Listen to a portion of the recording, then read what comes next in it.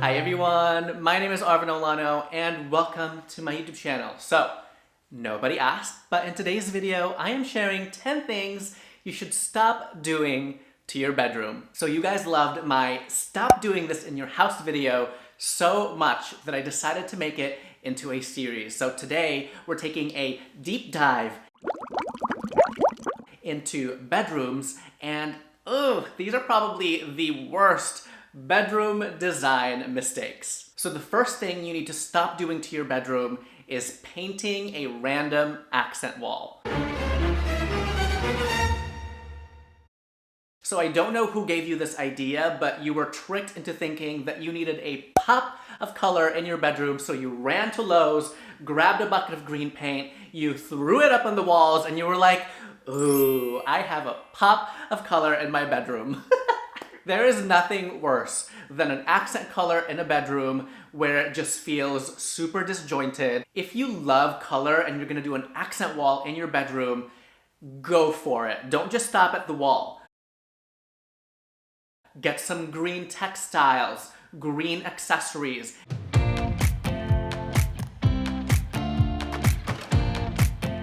And don't just get the exact shade of green. You guys know you want to get a variety of different tones. That way it blends seamlessly. So since we're talking about color, the next thing you should stop doing to your bedroom is using the color red. Unless you want your bedroom to look like a brothel,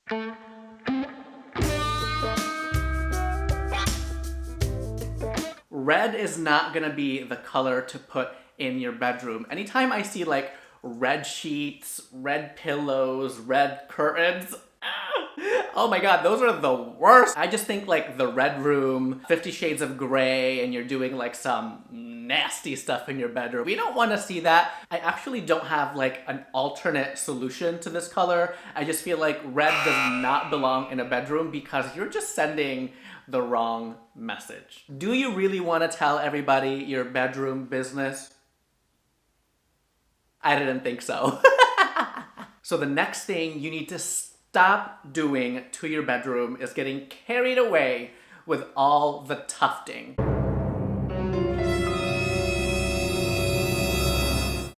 And if you're thinking like, Arvin, I'm a glam girl and I love tufting and I have to have it every single corner of my bedroom.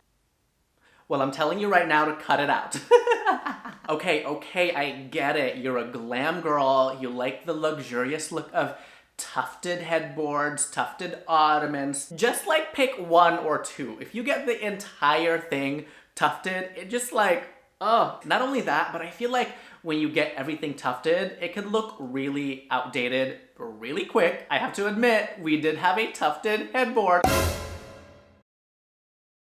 And someone called it was it like a thought headboard? No.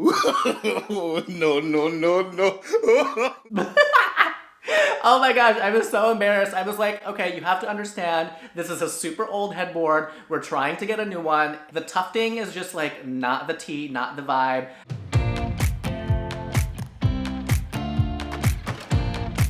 I prefer a more simple silhouette, okay? It just reads a little more timeless and classic. This leads us to my next tip, which is to stop buying bedroom furniture sets.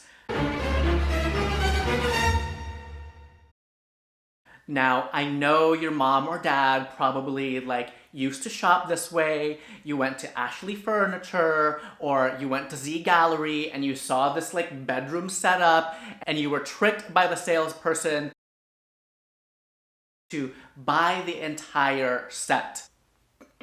I just think it's so lazy. In this modern age, there's really no point into buying a whole collection because there's so much more beautiful items from other stores, other boutiques that you can introduce into your space that matches your personality and your interior design style. When you're buying your bedroom furniture, mix and match your pieces and play with different elements like wood, metal, maybe even marble.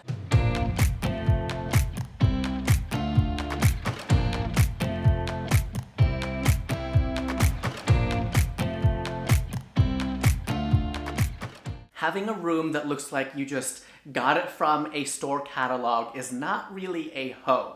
Say it with me. A home that looks like a catalog is not a home. By the way, if you disagree with anything that I'm saying today, remember that these are just my opinions, and I already know some people are gonna be like, Oh my gosh, who are you? I'm gonna do whatever the F I want to my bedroom. yes, Billie Jean, Sally Sue, you can keep your matchy-matchy furniture. Don't let me stop you, okay?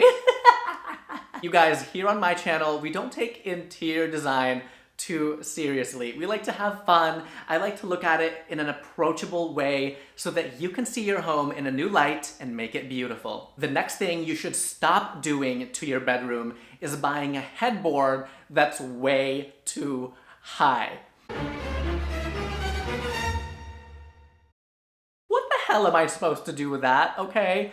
I don't get this, you guys. If you have 8 or 10-foot ceilings, like a standard ceiling, you don't need a headboard that reaches up to the sky, okay? What is that? Like, the higher the headboard, the closer to God?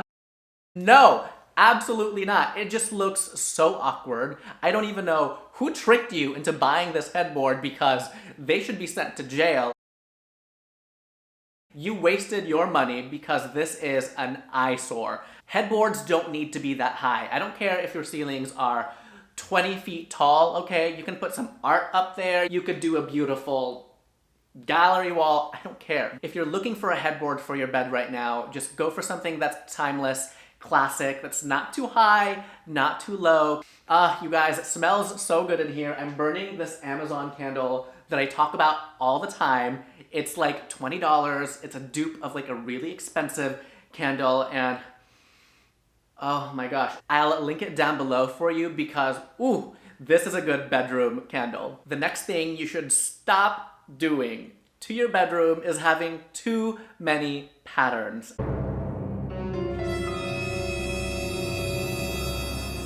When you're introducing pattern to a space, it really takes a very specific eye to make sure that those patterns are working cohesively. Look at this space with all of this pattern. Now, I'm guessing this is like a very old home, and which is fine. It's really easy to mess up a room when you introduce pattern and you don't know what you're doing. But if you really want to get into some pattern play, let me give you the tea and the secret on how to mix patterns like a pro. You want to start with your large print first. Let's say you have a little bit of a larger scale floral print and you want to introduce another print, let's say with the pillow.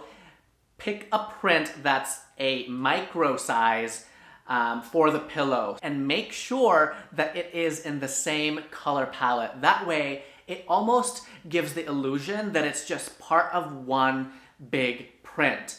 And I feel like the queen of mixing prints like this is, I think her name is Julia from Chris Loves Julia. Their account, you guys, if you don't follow them, they are amazing. I love her mix of patterns and colors. She actually just did her daughter's bedroom, and is this not beautiful? I mean, talk about mixing the right colors, the right prints, the right sizes of furniture, and this is design magic, you guys, and this is not easy to do. So make sure if you like print and pattern, follow them so you can get some notes on how to master playing with patterns. The next thing you need to stop doing to your bedroom is having a cluttered bed.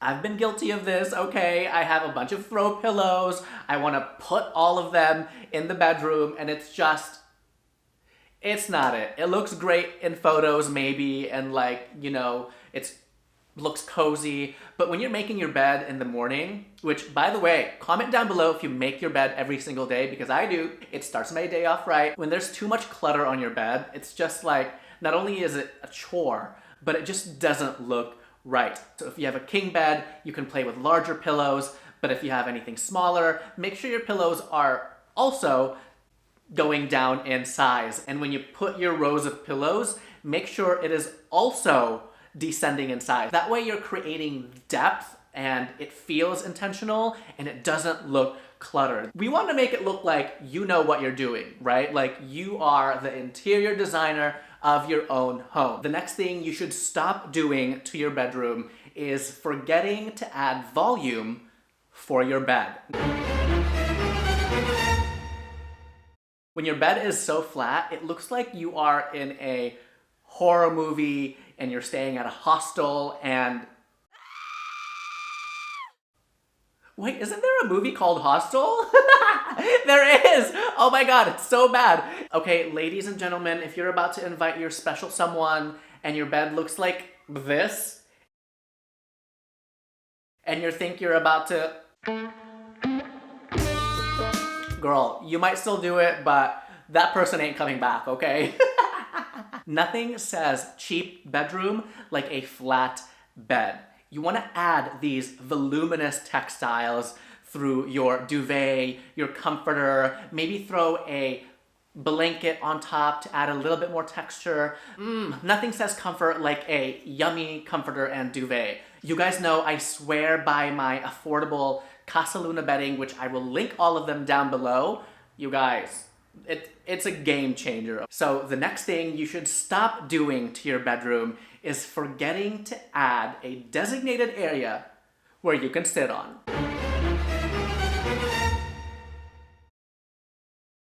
I know this might seem like common sense, but common sense isn't that common. Having an additional seating area in your bedroom not only gives you the convenience of like dropping your bag down at the end of the day, or maybe you're sitting down and reading a book, having a cocktail, having your morning coffee. It just elevates the experience.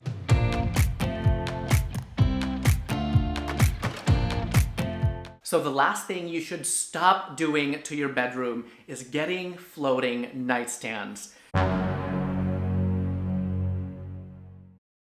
These remind me of a really sketchy hotel where they cut corners, and instead of getting a piece of furniture, they got a piece of plywood, stuck it next to the bed, painted it purple, and called it a day. It's gonna look like you went the budget route, and not in a good way. Also, when you do a floating nightstand, what if you wanna like update your bed or get a new one and it doesn't fit anymore because your nightstands are in the way, it's stuck on the wall? That would be such a nightmare to like take off, you have to patch it. Oh, no, no, no, no, no.